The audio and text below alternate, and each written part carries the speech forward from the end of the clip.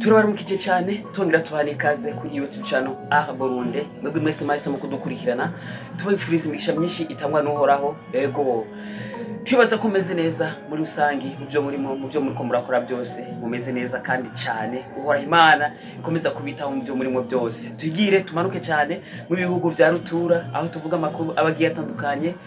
Turavuga Israel, Iran ndetse na Amerika aho bari mu yabira ndetse no mu muriro mwinshi cyane. Mu kiganiro kirenganye twarababwiye ko tugiye kubatohoreza amakuru na cyane mu kiganiro Trump yari yavuze ko ashobora kuba afitaniye ndetse n'abavugizi ba Iran, aho na cyane bitari byoroshe, aho usanga binagoye kugira ngo turonke nayo makuru, ariko turabimenya uko bigenda kose. Tuvuye ngaho rero hariho igihugu gisanzwe gihari kivugana na Amerika ndetse nk'igihugu navuze ko kimeze nka intermediaire kiri hagati ya Iran ndetse na Amerika. Aho rero haba hari ibintu byinshi babivugwa na cyane ko President Trump nawe nyene bitariko biramworohera, aho Iran yamwishe imubwira ati nibareke kwikina babesha ngo bari mu biganiro atabiganiro turimwo twe nabo. Na cyane ko haba hari ibintu byinshi Trump yanditse ndetse acisha ku rubuga rwiwe rwa X avuga ko hari ibintu byinshi bishika 15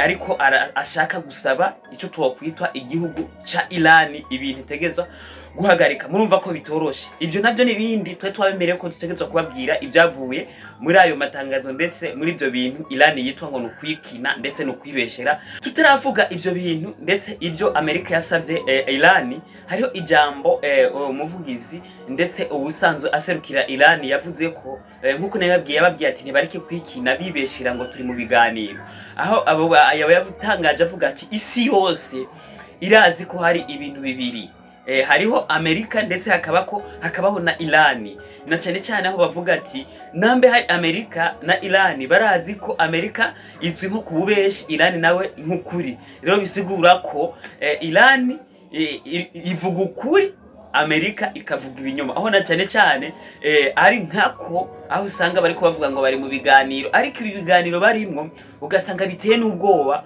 Na cyane ko haba hari ibintu President wa Amerika ariko asaba Iran, ariko ukaguma ubona hariho abasirikare bariko bararungikwa, hariho abasirikare 1000 bariko baregereza ku butaka na cyane bwa Iran bariko barungikwa na Amerika. Aho tubabwiye hariho abasirikare baba marine bariko baregereza ku kigwa na cyane aho twababwiye kuri Kirk Island, aho na cyane bariko bashaka kurimbura ico kigwa na cyane atari ku kirimbura ko mutere bagomba bagifate miri n'ikigume citirirwa Iran, ahubwo kigume citirirwe Amerika. Aho bagomba bivuguruza mu bintu bigiye bitandukanye ngo tuzogifashanya kukiyoboa na Amerika, ariko ubu aho yatanze urwandiko avuga ati ntabwo tuzobifashanya, ahubwo dushaka ico kigwa ko kibaho cigenga, ntihagire ikintu na kimwe bagiharura ko. Murumva ko aba ari ibintu bikomeye cyane. Iran yagumye itangaza ivuga ati ntabwo twebwe tugira ubwoba, aho na cyane igihugu kimeze nkatwe kigwanira ukwishira no kwizana, kigwanira ubwigenge, kigwanira kwikura ko agasuzuguro kaba kari mu bantu babagiye batandukanye, kivuga ati kiba kirakora cyane, ntabwo bakigira gihagarara gishikamye, aho na cyane kiba gishikikiwe n'abanyagihugu ndetse n'abantu baba bakizengurutse ngaho muri ico gihugu. Babatangirije bababwira ati ivyo bintu Amerika iri kiragira cyo kwikina uko bashishikara barungika abasirikare muri Iran, twe tuguma twabiteguriye batashitse mu guhagarika intambara, barihe ibisabwa ibyo Iran yasabye Amerika. Twebwe tuguma twiteguriye, abasirikare bose azorungika tuguma tubiteguriye, nta kibazo na kimwe. Aho yavuze avuga aho banditse bavuga ngo twebwe uko mushishikara muguma mutugendako, na cyane mu bihugu by'abaperesi, ibihugu byo mu bigo, ibihugu by'abarabo biri mwakano karere mwaha muri Aziya, dutegerezwa kuzogerageza uburyo bwose dusenyure ibirindiro, dusenyure ico twokwitwa ikibi na kiri mwakano karere c'abanyamerika kugeza guko ku rugero hatazigera hibukwa ko higeze hashika ico kintu no musi atano musi n'umwe ico kintu kizokigera kigaruka muri ako karere.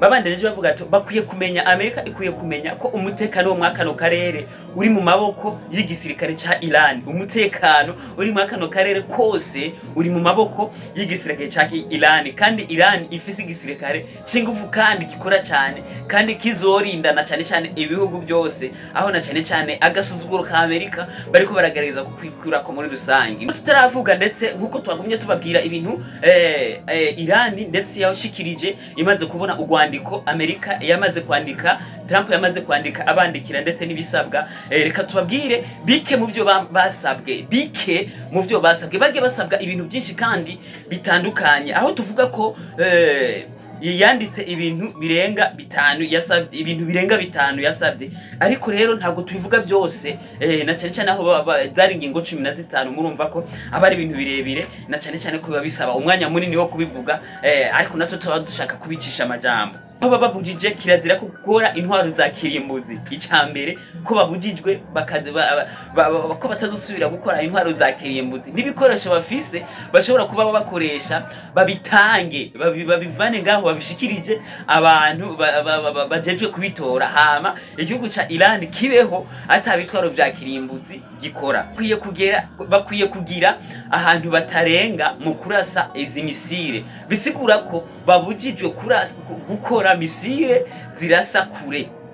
Murumva kino kintu barabujijwe kurasa misile zigera kure, aho tiko turavuga Iran. Bakavuga ati bahagarike ico twokwitwa guterera imigwi. Hariho imigwi Iran iterera, haba harimo iyi migwi bitwa ya Hezbollah, na cyane cyane kugira ngo sinzi ukuntu bigenda, sinzi ko ari mu mugwi w'igisirikare Iran iterera. Rero babujijwe ngo kubera ngo abo bantu ngo nabo nyene ngo bari mu bantu ngo batuma umenga Iran iguma umenga irafise ikintu iguma yishimikije. Bagasaba muhora wa Hormuz, bagasabwa ko badakwiye gukontrola uyu muhora wa Hormuz, ko bakwiye kuwureka ukaba umuhora wigenga, ata muntu numwe awufise ku burenganzira, nka kujya umuntu aca mu kiyaga, nka kujya umuntu ashobora kuba ari karagenda mu ishamba. Ibintu nk'ivyo bigiye bitandukanye. Ibi bintu rero babujijwe ko bategerezwa kugira ikintu na kimwe bakora ku uyu muhora wa Hormuz. Mu yandi majambo bavuga ati uyu muhora wa Hormuz turawutanze, ntizosubira kugira ico tuwukoze ko, ntizosubira kuwukontrola,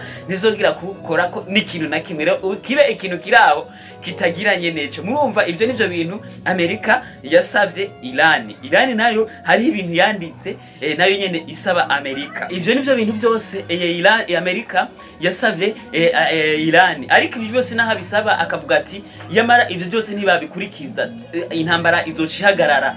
Aho baba bihaye ikiringo c'ukwezi, hama ngo bace basinya amasezerano yamaho yo guhagarika intambara. Ariko ivyo byose bigakogwa President Trump wa Amerika ariko arungika abasirikare, nkuko nabibabwiye mu kiganiro tugitangura, abigakogwa ariko arungika abasirikare muri Iran, arungika abasirikare b'amarine kw'iki kigwa citwa Kark Island, kugira ngo baje kukigotana cyane cyane bakikure ko ubushobozi Iran igifise ko. Murumva ko aba ari ibintu bitoroshe, aho na cyane cyane bavuga ko ibi bintu bizova bizana kaga, aho na cyane cyane ko menga Amerika kirajijisha abantu, aho menga Amerika kirajijisha Iran, ariko Iran nayo ikaba yamenye inazi amayeri bikino Amerika ikorera ko. Murumva ko biba biteye n'ubwoba. Amerika rero iriko iritegura abasirikare nkuko nababwiye barenga 1500 b'amamarine bagende kuri cakigwa kimwe nababwiye ico bitwa Kark Island, kugira ngo bagifate miri ndetse banakirimbure, ngo kugira ngo Iran ntisubire kugira ikintu na kimwe ishobora kwifadikizaho, na cyane cyane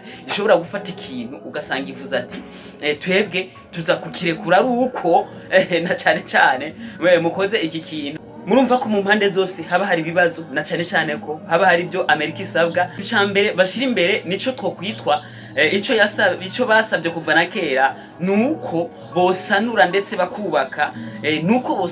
bakubaka ivyo bononye muri Iran. Ico ni kimwe. Icya kabiri bakariha aterume y'amafaranga mu bantu bishwe, abategetsi n'abanyeshure biciye ku ishuri, abo bose ivyo byose bikaba mu kintu c'amahera. Bavuze ati na Amerika nubwo biri uko, nubwo yanditse ko rwandiko, ntabwo tuko twemerera President Trump ko tugiye kurekura umuhora wa Hormuz. Ico ntikibaho, ntikikunda, ahubwo nikizonakunda mu mateka ya Iran. Ikindi naco Iran yavuze ati twebwe iyi migwi dufasha dutegerezwa kuyifasha kuko turafise ikintu cy'injeti n'ibintu binini idufashije mwa kino gihugu cyacu. Murumva ko dutegerezwa kuyifasha byanka byakunda kuko turabifisiye n'uburenganzira. Binavyo byo kuvuga ngo za misile n'ibindi bya misile bavuga ko ata misile zitera kure bafise, na cyane cyane ko twamaze kuzibona banazitera, aho bavuga ko bamaze kubona ko banazitera, aho na cyane cyane Amerika yatangaye imaze kumva no kuvyibonera.